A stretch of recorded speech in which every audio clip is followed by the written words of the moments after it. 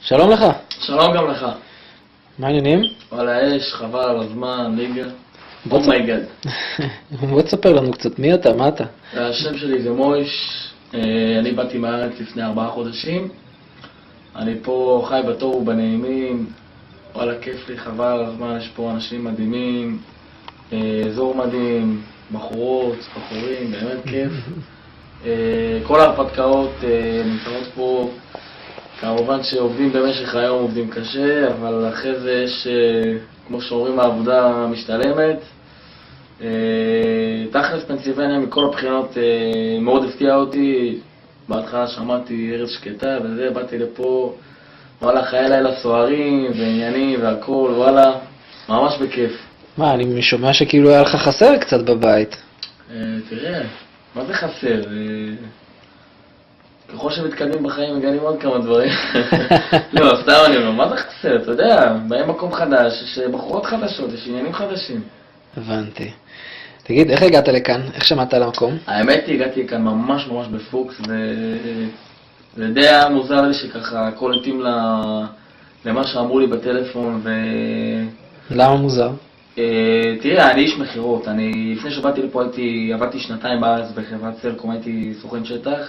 עשיתי משכורות מאוד יפות שם, יכול להגיד לך שהיו משכורות של 15,000 בחודש, והיה לי משכורות ממש גדולות, אפילו זכיתי בשתי תחרויות שם, הייתי פה כבר כמה פעמים, מטעם סלקום הייתי פה פעמיים בארצות הברית, וקשה מאוד לסבל אותי בטלפון, אני מאוד קורא דברים, והאמת היא שלפני שבאתי לפה, דיברתי עם בן אדם אחר שיש לו חברה בניו יורק, האמת היא זה פעם ראשונה ששיקו שומע את זה, אז אולי זה טוב שנשמע את זה. ממש כבר סיכמתי איתו את כל הפרטים, רק הוא אמר לי שהוא ישלם לי את הכרטיס. אז ממש סיכמתי איתו, כמעט כבר מצאתי כרטיס וכמעט סגרתי אותו, נננה והכל, ואז התקשרה לי בחורה בשם מור, ודיברתי איתה ואני איש מחירות.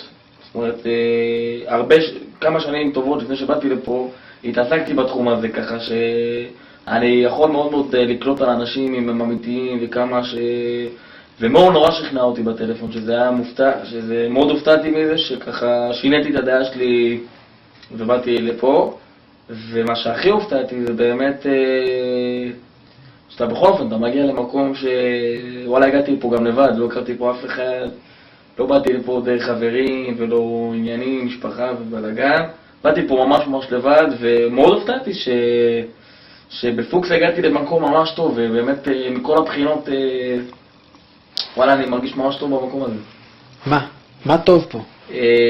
מה טוב פה? קודם כל ההרגשה הטובה שכולם נותנים לך בכל דבר שאתה צריך, ונותנים לך את ההרגשה שבאמת מה שאתה צריך, ובכל העניין הכי קטן, מיד שאתה מבקש, מיד נותנים לך.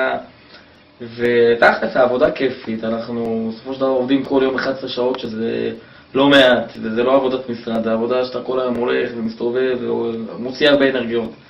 ואם אתה עושה את העבודה הזאת בכיף, הזמן רץ מהר. ואתה מסתכל על השעון, אתה מתחיל את הבוקר, 9 בבוקר, 10 בבוקר, פתאום אתה קולט 1, 2, פתאום 4, 5, פתאום 9 בערב, ואתה אומר וואלה, עשיתי $200.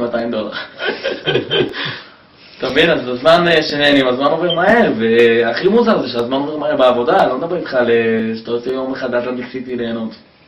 העבודה, יום. אמרת שיש פה הרבה דברים טובים. כמו מה לדוגמה? אני עכשיו רוצה להתעניין, אני מתעניין בחברה, אני רוצה לבוא לעבוד, אני לא יודע לפי מה אני צריך להחליט. מה טוב פה? תראה, הדבר הכי חשוב לדעתי, זה ההרגשה הטובה, זה הקטע של המשפחה, שדואגים לך ממש, נותנים לך אווירה טובה בכל דבר. ואני שבאתי לפה ממש, ואני זוכר שדיברנו על זה כמה אנשים, היום אנחנו נמצאים בחברה באזור ה-20 אנשים, תקן אותי אם אני טועה, אנשים שעובדים באזור ה-20. אני באתי לפה, אני חושב היו 6 אנשים. וכל בן אדם חדש שהגיע לפה, בדיוק דיברנו על העניין הזה שאיך זה יכול להיות שאני בארץ, אומר לך את האמת בכנות, לא הכרתי אנשים כל כך טובים. ודיברתי על זה עם כמה אנשים, כאילו איך יכול להיות שכולם טובים? כאילו איפה המניאק, איפה הבן אדם שידאג רק לעצמו? איפה הבן אדם שוואלה... וזה המציאות, שאתה נמצא במקום טוב, שכולם טובים, אז אין שום סיבה בעולם שאתה לא תהיה כזה. ובמה זה מתבטא?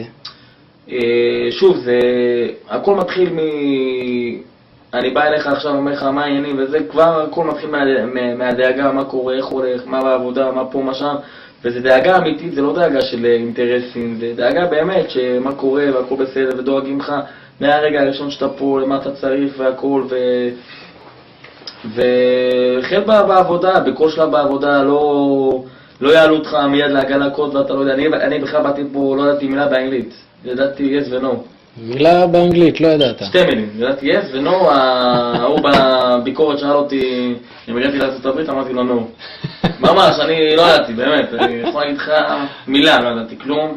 והיום איך האנגלית שלך? היום אני אחרי 4 חודשים פה, בונה, כיף, תענוג, באמת, מדבר עם אנשים וממש תענוג.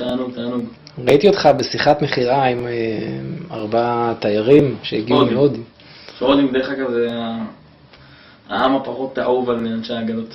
אוקיי, אבל בכל זאת, שמע, ראיתי בחור צעיר, נמרץ, משכנע, מדבר עם 4 אנשים, זה צריך להיות, וואלק, חתיכת בן אדם, עם יכולת הקשבה מאוד מאוד גבוהה לאנשים, ולשים לב להרבה מאוד פרטים.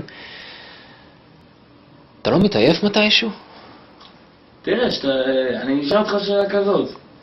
אתה הולך ביום טיול. באמת עכשיו אני אומר את זה בכנות, זה נשמע קצת מצחיק, אבל אתה הולך לטייל. וואלה, עושה מסלול של 8 שעות איפה יש בארץ איזה מסלול טוב?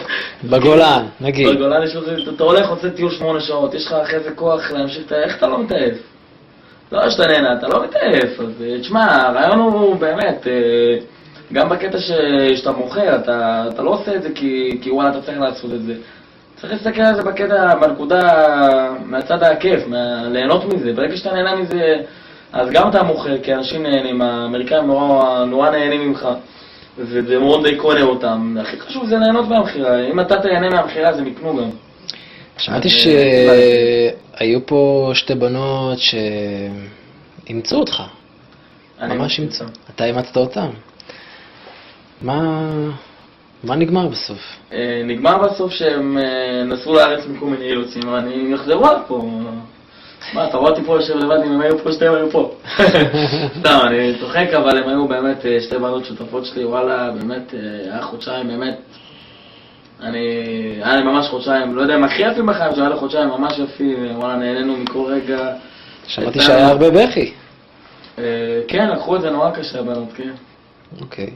יושב עכשיו בן אדם, הוא, היא, באינטרנט, מסתכלים עליך, וכמו שאתה היית בהתלבטות, עכשיו צריך לסגור מקום, צריך לקבל תנאים, צריך לקבל כרטיס, צריך פה, צריך שם. תן אתה עכשיו 3-4 פרמטרים, לפי מה לדעתך הבן אדם הזה צריך לקבל החלטה, לפי מה? תחזור לשאלה.